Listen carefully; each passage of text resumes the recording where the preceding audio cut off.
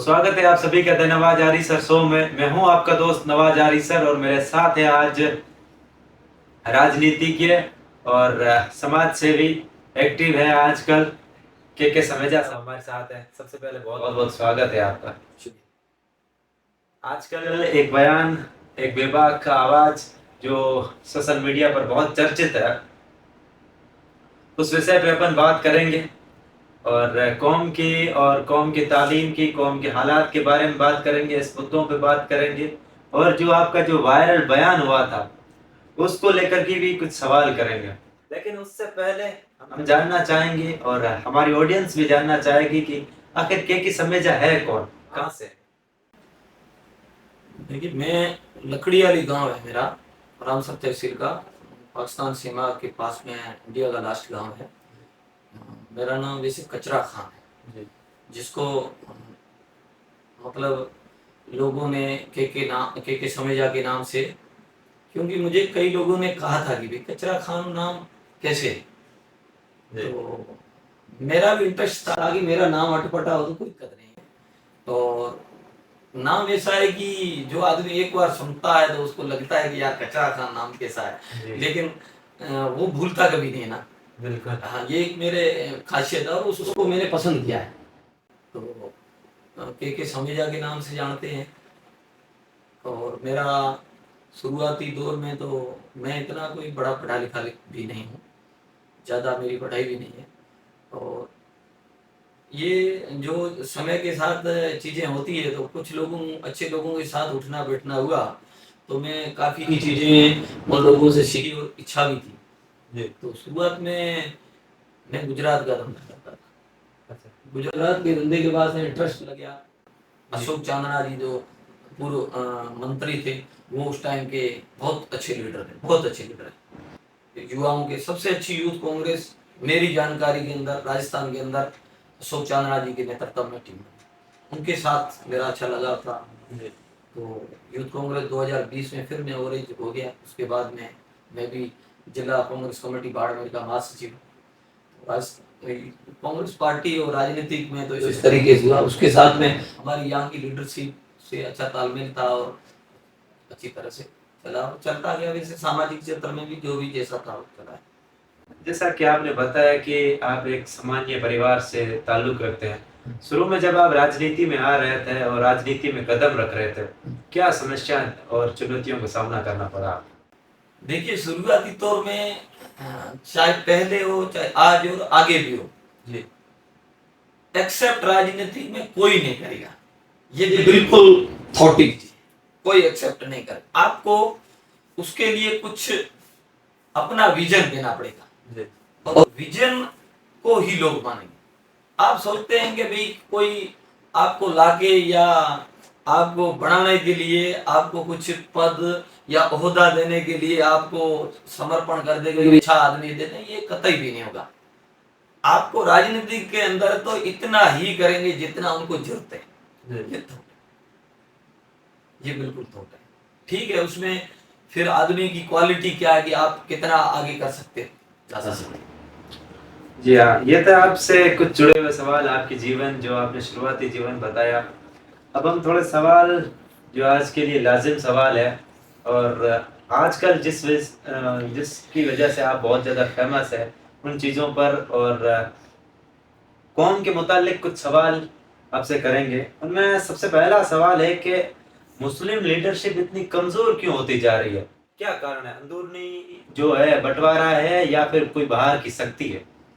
देखिए, मुस्लिम लीडरशिप कमजोर का मतलब ये है कि मुस्लिम लीडरशिप में एक वर्ग जो है, एक वर्ग है वो पैदा ही नहीं हुआ।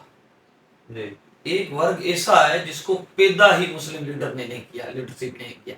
वो वर्ग है अधिकारी।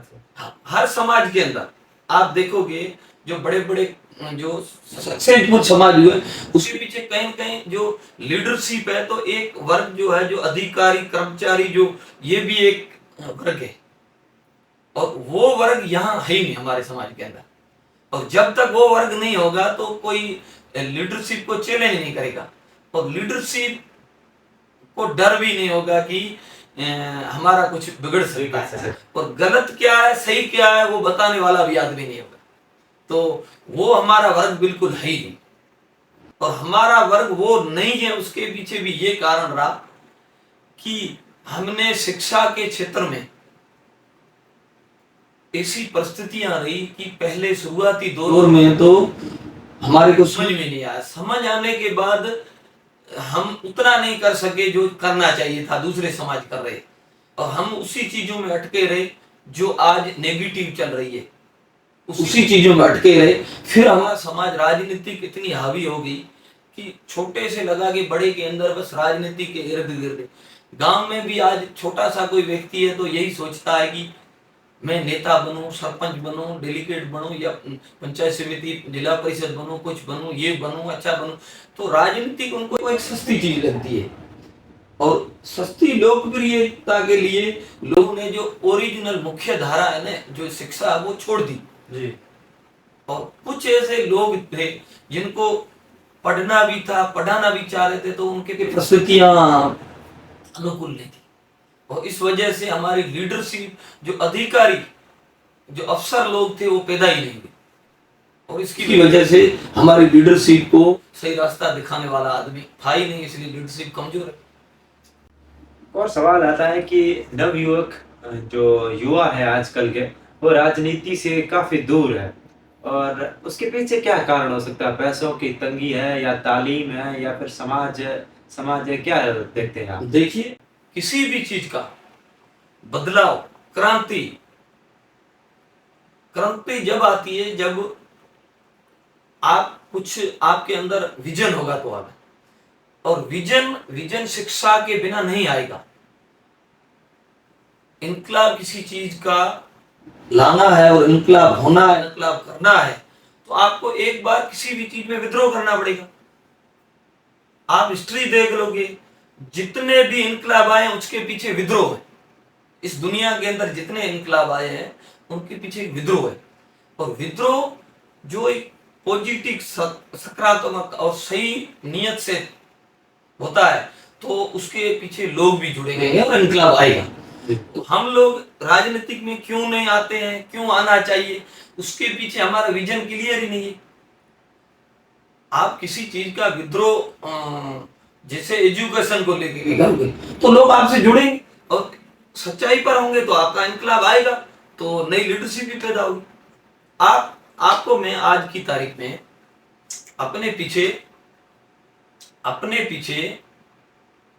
अपने सामने एक उदाहरण है, रविंद्र सिंह जी। रविंद्र सिंह भाटी, मैं इतना नजदीक से उनको नहीं जानता हूं, लेकिन रविंद्र सिंह भाटी को किसी ने लीडर बनाया नहीं, ये आपके सामने उदाहरण है।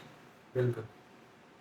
उनके पीछे क्या था, उनका विजन था। वो 2018 के अंदर यूनिवर्सिटी का अध्यक्ष बना, और एजुकेशन के लोग थे, उन्होंने उनको लाइक किया और उसके अंदर कुछ विजन देखा, तो उसने किसी लीडर की पर सब उनके खिलाफ थे, वो नेता बन गया, आज एमएलए, राजस्थान नहीं पूरे देश जानता है। हो सकता है मैं आइडियोलॉजी से उसके खिलाफ हूं, राजनीतिक पार्टी के साथ उसके विचारों में सहमत नहीं हूंगा, लेकिन उन्होंने अपने दम में विद्रोह करके इनकलाब तो लाया।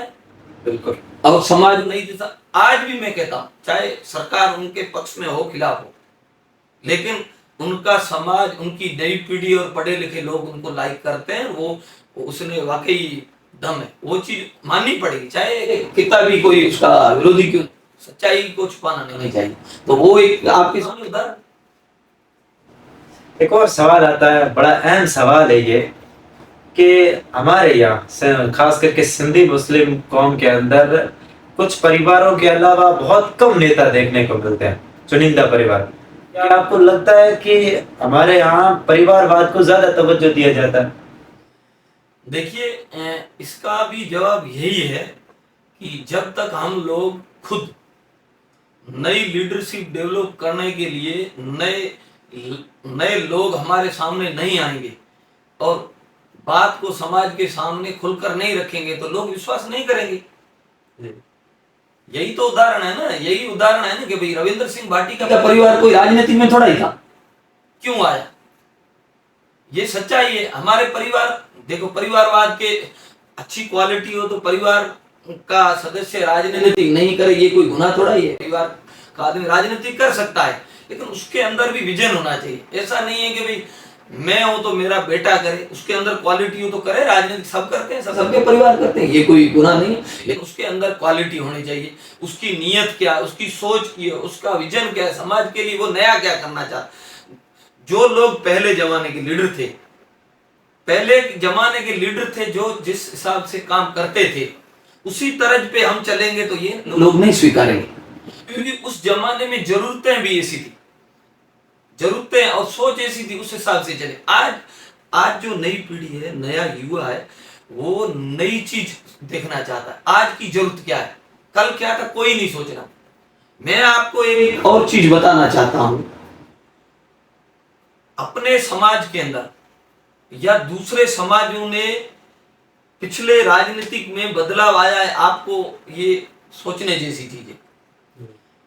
पिछले चुनाव में आप अपने या बाड़मेर जिले के अंदर बड़ी समाज है, सभ्य समाज है, जैसे राजपूत समाज है, जाट समाज है, चौधरी समाज है, मेघवाल समाज है, मुसलमान समाज, ये पड़ी जाते हैं। जी बिल्कुल। चारों समाजों ने बदलाव के लिए वोट किए हैं, ये आपको ऑथेंटिक चीज है, आपने देखे होंगे। पार्टी को साइड में कर दिया। बाड़मेर के अंदर आपने देखा है कि पार्टी ने टिकट नहीं दिया और लोग वो बदलाव चाहते थे, तो लोगों ने पार्टी से हट के वोट दिया। उसके पीछे बहुलता जो जाट समाज था, उन्होंने फैसला कर दिया। सबसे ज्यादा पढ़े लिखे लोग हैं और राजनीतिक में मजबूत है, इन्होंने क्यों पार्टी को चेंज किया? राजपूत समाज थे, राजपूत समाज ने फैसला लिया कि नई लीडरशिप आनी चाहिए, तो रविंद्र सिंह भाटी को, भारतीय जनता पार्टी की विचारधारा के लोग थे, फिर भी उन्होंने नए आदमी को चुन लिया। अपने यहां भी यही हुआ ना, जैसे फतेह खान के साथ लोग तो थे, ये तो मानना पड़ेगा, लोगों की भावनाएं थी, लोग बदलाव लाना चाहते थे। थोड़ा सा बहुत अच्छा राजपूत समाज अपने हिसाब से अच्छा कर गए, तो रविंद्र सिंह भाटी की उसी जगह फतेह खान जीत जाता। तो ये बदलाव लोग क्या चाहते हैं ये समझना चाहिए। मेघवाल समाज पिछली बार शिव से उदाराम जी लड़े थे तो एकजुट था, अभी भी एकजुट है समाज, तो वो भी बदलाव चाहता है। तो ऐसी बात नहीं, नई लीडरशिप लोग चाह रहे हैं, लेकिन नया आदमी और ईमानदारी से मेहनत करने वाला होगा तो अपने समाज में भी ये चीजें हो जाएगी। वो कोई परवाह नहीं करेंगे कि बड़े लीडर हैं या समाज के रहबर हैं या पुरानी पीढ़ी के, उनको जो नहीं, कुछ नहीं, कुछ भी हो सकता है।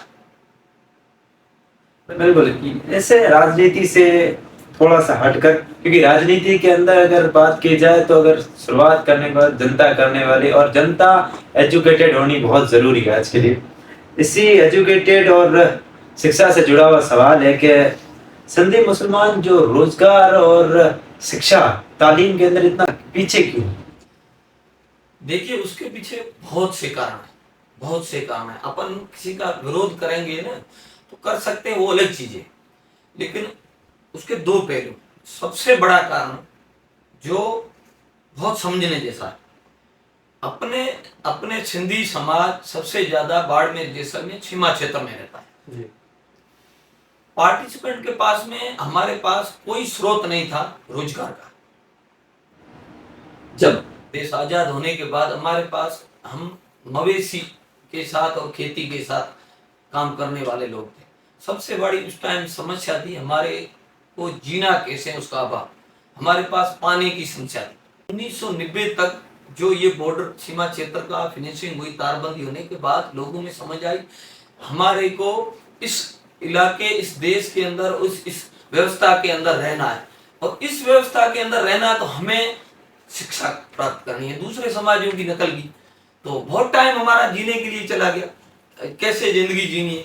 90 के बाद में शुरुआत हुई तो हमारी लीडरशिप थी, तो उन्होंने जो समस्याएं थी तो पानी की थी, स्कूल की थी, तो पानी की हमारे क्षेत्रों में पाइपलाइनें थी। उस जमाने में अमीन साहब ने बहुत अच्छा काम किया, जितना भी था, तो पानी के ऊपर ध्यान दिया, तो वो सुविधाएं करते करते समय चला गया। अब हम इस जगह आके खड़े रह गए कि लोग बहुत आधुनिक और टेक्नोलॉजी की एजुकेशन पे चले गए, और हम मुख्य शिक्षा के लिए भी तड़प रहे। हाँ, तो बहुत गैप हो गया, इसलिए हम पीछे रह गए। सिंधी मुस्लिम कौम के अंदर बहुत सारे नेता निकले, बहुत कद्दावर नेता निकले, लेकिन उन्होंने कोई हॉस्टल या कौम के लिए कोई बड़ा हॉस्टल या इदारा क्यों नहीं क्रिएट कर पाए, क्यों नहीं बना पाए? देखिए 1987-88 लगभग 90 के टाइम में हमारी बाढ़ में जिला स्तर पर अच्छी हॉस्टल की जमीन खरीदी और समय समय पर उसको आगे बढ़ाने की कोशिश की, और बाकी भी इलाकों में बहुत कमी रही। जो मैंने पिछले बताया है कि भाई जो हम लोग उस चीज में इंटरेस्टेड ही नहीं, हमारे को समझ ही नहीं कि हमें क्या करना चाहिए। तो इदारा क्यों नहीं बना, उसमें जिम्मेदारी लीडरशिप की है, और लीडरशिप ने उस चीज पर ज्यादा ध्यान नहीं दिया। हो सकता है कि राजनीतिक में भी यही चीजें होती है कि भाई समय के साथ हमें लंबा चलने के लिए लोगों की भीड़ बनी रहे, जब शिक्षा होगी तो बदलाव आएगा। तो इसलिए भी यही कारण भी हो सकते हैं। बहुत जल्दी बनानी थी लेकिन नहीं बना, ये उसका खामियाजा आज कौम भुगत रही है। शिक्षा में बदलाव करना था।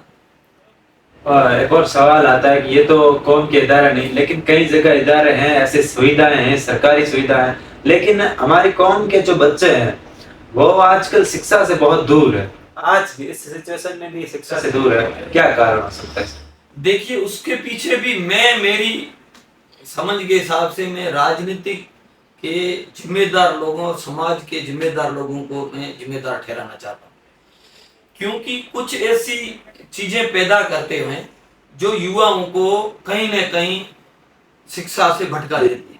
जैसे मैं उदाहरण के तौर पे कहता हूँ कि बड़े लोग बड़े गांव के अंदर आजकल खेलों का आयोजन करते हैं, तो अपने जिले के अंदर या दूसरे कौमों के अंदर ऐसा तो नहीं हो रहा है। अपने से तो सक्षम लोग हैं, जो सभ्य कौम में पढ़े लिखे, वो इसे आयोजन नहीं कर रहे हैं, लेकिन हमारी कौम क्यों कर रही?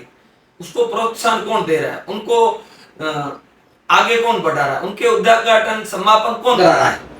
इसके पीछे भी लीडरशिप है, और लीडरशिप जब उसके साथ रहेगी तो लोग उस चीज को ज्यादा तवज्जो करेंगे, और उसकी वजह से लोगों के अंदर ज्यादातर ध्यान खेल और नई नई चीजें हैं। जैसे आजकल आपको पता है कि ये जो गलत रास्ते अपना रहे हैं लोग, जैसे चोरियां हैं, डकैती हैं, आजकल अपन गलत गलत जो कदम लोग युवा हताशा में उठा रहे हैं, इसके पीछे भी यही रीजन है।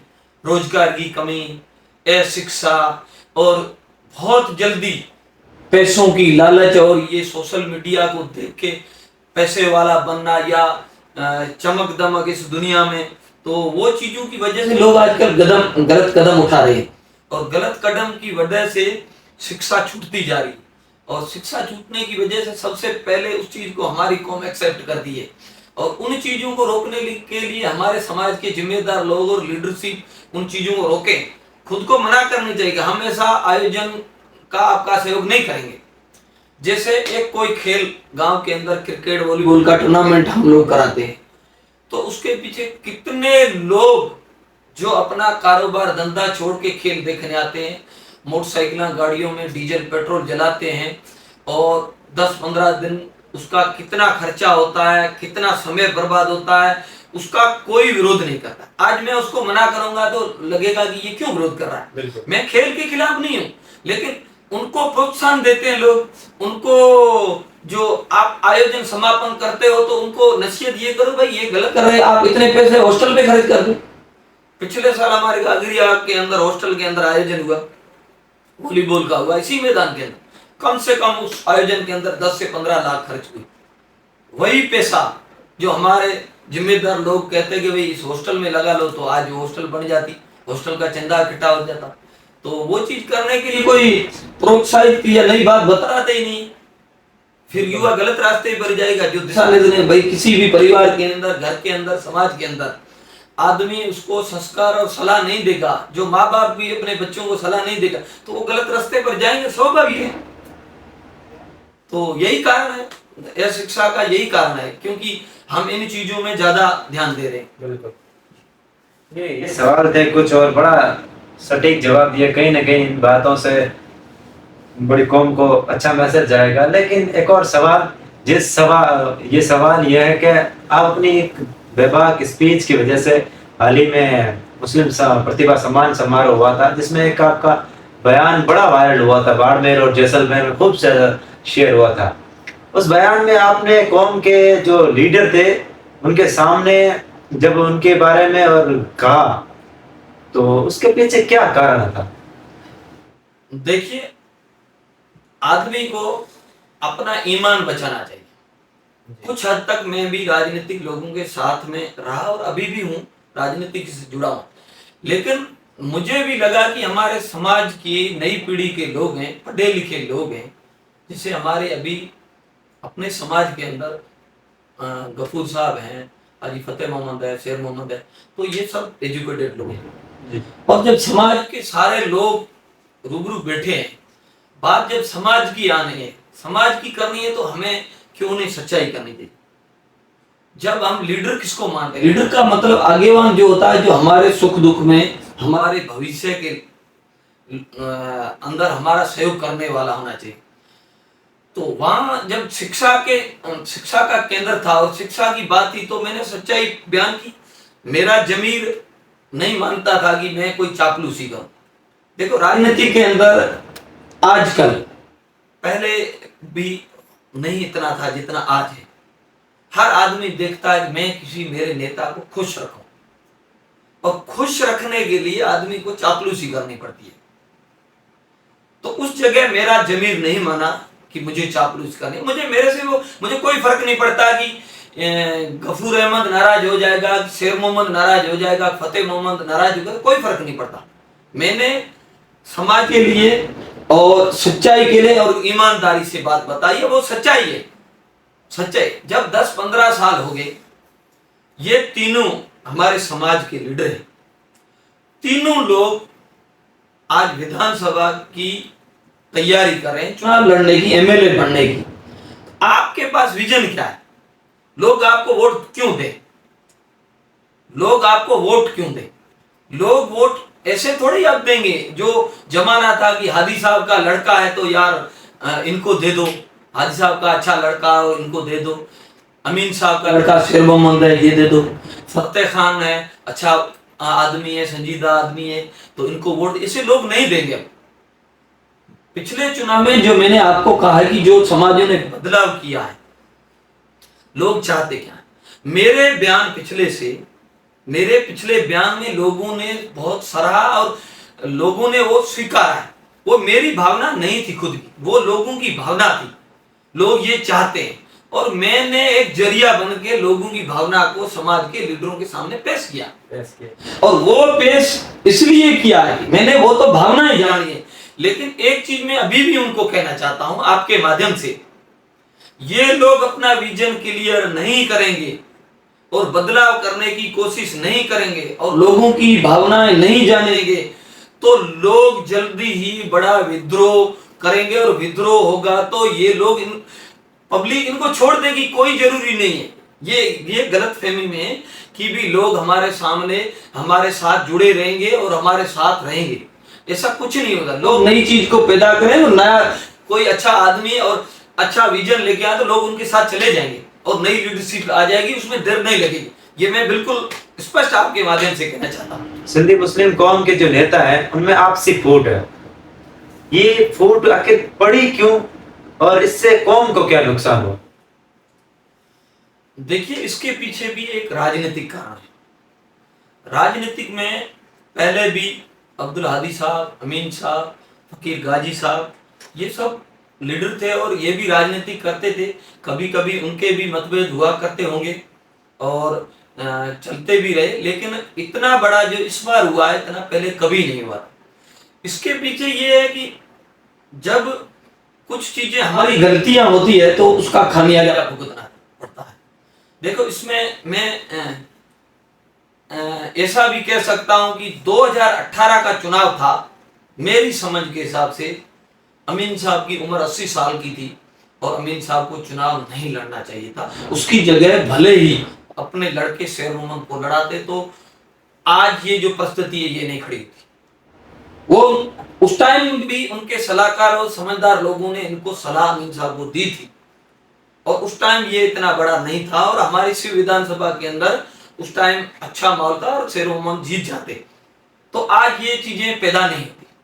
जब 18 के अंदर अमीन साहब ने अपना खुद का लड़ने का मानस बनाया, उसके बाद कहीं ना कहीं उम्र के हिसाब से और समय के हिसाब से अमीन साहब का कार्यकाल जो लोगों की भावनाएं थी ऐसा सही नहीं रहा जो जरूरत के हिसाब से। और उसके बाद में अमीन साहब ने अपने पोते को, शेर मोहम्मद जी को छोड़ के पोते को प्रधान और उसको आगे बढ़ाने का दिया। तो कहीं ना कहीं युवाओं में या लोगों में या कबीलों में ऐसी विचार आए कि यार अमीन साहब वो नहीं है जो अपनी जो सारी जिंदगी ईमानदारी से लड़ेगी, भी मेरा परिवार राजनीतिक में नहीं आएगा, या ऐसी कुछ बातें पुराने जमाने की थी। तो लोगों ने अमीन साहब तक जाने के लिए नजदीक नहीं पहुंचे, तो उन्होंने नया ऑप्शन तैयार कर दिया। लोग जुड़ गए फतेह खान के साथ। फतेह खान कार्यकर्ता था, अच्छा आदमी था, तो लोगों ने सोचा कि नया आदमी ही सही। तो वो चीजें कहीं ना कहीं अमीन साहब की गलती रही। और उसके बाद में जब लोग साथ में जुड़ गए और लोगों के नई चीजें पैदा हुई, तो लोगों ने नया अवसर चुना, तो चुनाव लड़ने के लिए फिर माहौल पूरे जिले में बदलाव का आ गया। सामने रविंद्र सिंह भाटी था, उधर वो भी निर्दलीय था, दूसरे समाज राजपूत समाज से था, तो उधर जाटों में प्रियंका चौधरी थी। तो माहौल बन गया कि कोई बात नहीं, निर्दलीय चुनाव लड़ाएंगे, वो भी थी। तो उसमें कहीं ना कहीं दूसरे समाजों ने अपने आदमी को चुना। लेकिन हमारे समाज राजनीतिक पार्टी कांग्रेस पार्टी की विचार के इर्द गिर्द था, तो ज्यादातर समाज कांग्रेस पार्टी के साथ था, तो चुनाव नहीं जीत पाए। तो ये विद्रोह हो गया, और विद्रोह होने के बाद में समाज बिखर गया। उसके बाद कहीं ना कहीं और भी कई चीजें हैं जिन्होंने उनको थोड़ा ज्यादा तवज्जो दे दिया, तो हमारी फूट पड़ी। और फूट की वजह से आज हम बहुत बड़े घाटे में गए और भविष्य में हम पीछे चले गए।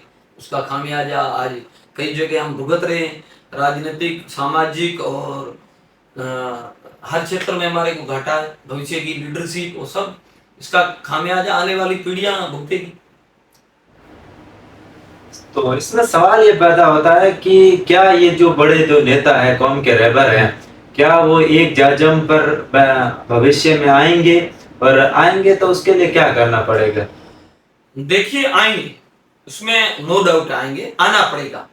उसके लिए हमारे यहाँ के जो लोकल लोग हैं ईमानदारी से सोचेंगे तो आ जाएंगे। लेकिन अभी परिस्थिति ऐसी कि हर आदमी, हमारे समाज का मुखिया, सरपंच, पंचायत समिति सदस्य, चाहे जिला परिषद जो आगेवान है, वो एक कहीं न कहीं अपनी ईमानदारी को छुपा के बैठा, सच्ची बात बताने में हिम्मत नहीं करता है। तो अब इस समाज को एक जाजम पर लाने के लिए बाड़मेर जैसलमेर में एक ही व्यक्ति है, और उस व्यक्ति की सभी मानेंगे। वो मैं आपको बता दूं, जब तक वो आदमी ईमानदारी से चाहेगा तो उस दिन हमारा समाज एक जाजम, वो है साले मोहम्मद फकीर। और जैसलमेर के लोग, मैं आज भी कहता हूं, शिव विधानसभा और बाड़मेर की लड़ाई को सल्टाना चाहते हैं, मतलब उनको एक जाजम पर बिठाने की पूरी कोशिश कर रहे हैं। और जब वो फकीर साले मोहम्मद जब चाहेगा, उस दिन अमीन साहब, फतेह खान सब एक साथ हो जाएंगे और मान लेंगे। और उनकी जिम्मेदारी भी है, वो ईमानदारी से कहेंगे, उस दोनों मानेंगे। दूसरी बात, कहीं ना कहीं हम आज की तारीख में एक क्यों नहीं है, मैं उसमें एक चीज को राजनीतिक रूप से हाजी गफूर को मैं दोषी ठहराना चाहता हूं, मेरी जो नजरिया है। क्योंकि हाजी गफूर, मैं खुला कहना चाहता हूं, हाजी गफूर कतई नहीं चाहता है, जिसको मैं ऑन स्पॉट कहता हूं, कि अमीन साहब और हाजी फतेह मोहम्मद एक साथ हो जाए। क्योंकि वो भी उनका भविष्य राजनीतिक में इनकी लड़ाई के बीच में चाहते हैं। वो देखते हैं कि इनकी लड़ाई रहेगी तो कहीं ना कहीं हमारा मौका मिले। लेकिन शिव विधानसभा के अंदर इतनी धरातल 20 साल से राजनीति कर रहे हैं। हाजी गफूर बहुत अच्छे संजीदा व्यक्ति हैं, समाज के मुखिया हैं, लेकिन शिव विधानसभा के अंदर इतनी अपनी भूमिका या धरातल नहीं बढ़ा पाए। तो मेरी यही चीज है कि भी राजनीतिक रूप से और सामाजिक रूप से फकीर साले मोहम्मद एक जाजा में बिठा सकते हैं और बैठ जाएंगे, और समाज एक हो जाएगा। और लोग सारे समझ चुके हैं, अब लोग जो पिछली भूल नहीं करेंगे, वो मेरी जो समझ में आ रही है। कांग्रेस पार्टी की विचारधारा की हमारी समाज है, और कांग्रेस पार्टी जब भी चाहेगी, कांग्रेस पार्टी यहां सरकार चुनाव के टाइम बना दी, क्योंकि लोग भारतीय जनता पार्टी से उग चुके हैं। भारतीय जनता पार्टी की जो सोच है और जो कार्य करने की शैली है उससे बहुत नाराज है, और हमारा समाज को एक जाजम पर आना पड़ेगा, और आ जाएंगे इंशाल्लाह, ये मेरी सोच है, और आएंगे, और हम सब लोग इस चीज पर आमाद हैं। आपने अभी इस अपने जवाब में आज गफूर साहब का जिक्र किया, तो उनसे रिलेटेड एक सवाल है कि हाल ही में मुस्लिम समाज का जो संगठन हुआ, अभी मीटिंग हुई थी जिसमें गफूर साहब को अध्यक्ष बनाया गया, तो सोशल मीडिया पर कई लोगों के अलग अलग बयान आ रहे हैं। उनमें एक सवाल आ रहा है कि गफूर साहब जब पार्टी और कौम की विचारधारा आपस में टकराएंगी तो गफूर साहब किसका पक्ष लेंगे? देखिए, गफूर साहब अच्छे आदमी है, संजीदा आदमी है, लेकिन मैं उस मीटिंग में था, मैं नहीं चाहता था कि ये लोग बने, क्योंकि जब हित टकरेंगे और विचारधारा टकरेगी उस टाइम ये लोग कोई फैसला लेना नहीं चाहेंगे। और यही चीजें जो पिछले वक्तव्य में मैंने कहा है कि जो लीडरशिप कमजोर क्यों हुई, क्योंकि ये लोग सच्चाई बयान नहीं करेंगे, और सच्चाई नहीं करेंगे तो अपना जो समाज का हित नहीं होगा। तो इसलिए मैं ये जो समाज ने बनाया है, मैं उसके लिए मैं भी साथ था, मैं भी सहमत हूँ, लेकिन ये सही फैसला नहीं है। एक समाज के अच्छे आदमी, वक्ता आदमी या संजीदा आदमी दूसरे समाज के कौम के जिम्मेदार को ये समाज की बागडोर देनी चाहिए थी, ताकि समाज की बात है रखें। राजनीतिक और सामाजिक ये दोनों चीजें कहीं ना कहीं अटकेगी, और ये भविष्य में ऐसे मुद्दे आएंगे तब आपको देखना पड़ेगा। क्योंकि पिछली साल ये मीटिंग हुई थी, पिछली साल ये समाज की मीटिंग हुई थी, ये 25 मेंबरों की जो कमेटी बनी थी उसके अंदर भी गफूर अहमद को जिम्मेदारी दी थी, लेकिन एक साल में 3-4 ऐसे मुद्दे आए जिन पर गफूर साहब नहीं बोले थे। तो नहीं बोले थे तो इसका कारण भी पीछे राजनीतिक था। तो मेरे हिसाब से ये अच्छे अध्यक्ष भले ही बने हैं, लेकिन कहीं ना कहीं सामाजिक रूप से सही नहीं रहेगा जी। अब कुछ अंत में थोड़े से और सवाल जो समाज से रिलेटेड और समाज से सुधारक सवाल है, और एक और बड़ा सवाल आता है कि आजकल सभी चाहते हैं कि कौमी एकता हो, लेकिन असलियत में क्या आपको लगता है कि बिरादरवाद, जातवाद जो है वो अंदर से खोखला है, मतलब उनका पक्ष लेते हैं, क्या लगता है? देखिए, कोई बिरादरवाद, जातवाद नहीं है। बड़े नेता ये चीजें तैयार करते हैं, कोई नहीं। आपस में सरपंच, आपस में बिरादरी के भी लोग लड़ते हैं, एक दूसरे से इख्तलाफ भी रखते हैं, तो जरूरी नहीं है कि सब एक कौम में एक हो जाए।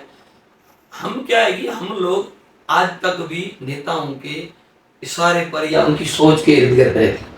आजकल हमारे समाज के यहाँ जितने भी मुखिया है, सारे लोगों की एक ही मानसिकता है, किसी को सरपंच बनना है, किसी को पंचायत समिति सदस्य बनना है, किसी को जिला परिषद का टिकट चाहिए। तो ये लोग यही सोच रहे हैं कि इस पंचायत के अंदर, इस क्षेत्र के अंदर कहीं मैं हाजी फतेह खान को नाराज कर गया तो मुझे ये वोट लोग नहीं देंगे, या अमीन खान को नाराज कर दूंगा तो ये लोग वोट नहीं देंगे या मुझे नहीं बनाएंगे, या गफूर अहमद को नाराज कर दिया।